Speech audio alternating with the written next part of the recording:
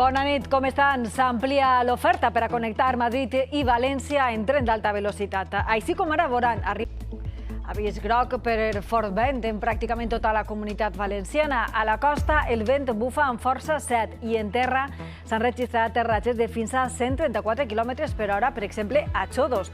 De moment no hi ha notícies d'incidents. I en els esports, primera jornada intensa del Mundial on Anglaterra ha golejat l'Iran per 6-2, mentre que els Països Baixos han derrotat Senegal per 2-0.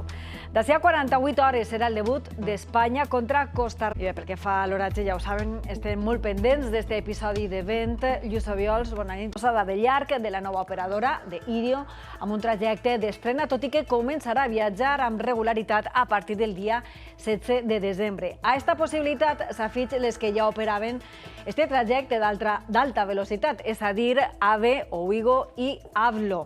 Ja ho veuen, 4 operadores, ara comparen-se. Les coses, el govern espanyol i la banca negocien un pla per a contindre l'augment del preu de les hipoteques després que l'Euribor encariran 200 euros les quotes mensuals que es van revisar al mes d'octubre.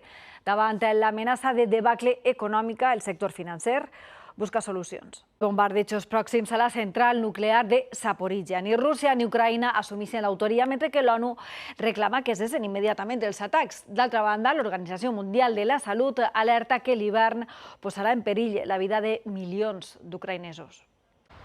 La guerra d'Ucraïna ha centrat l'Assemblea Parlamentària de l'OTAN, celebrada a Madrid. L'aliança ha demanat mantindre el suport a Kíev, tot i el preu econòmic que comporta. Zelensky ha demanat en la seva intervenció declarar Rússia com a estat terrorista. Tenen més notícies a la ràdio, al web i a les xarxes socials. De punt media les deixem amb la previsió de l'oratge de la mà de Lluís Obiols. Que passen una molt bona nit i fins demà.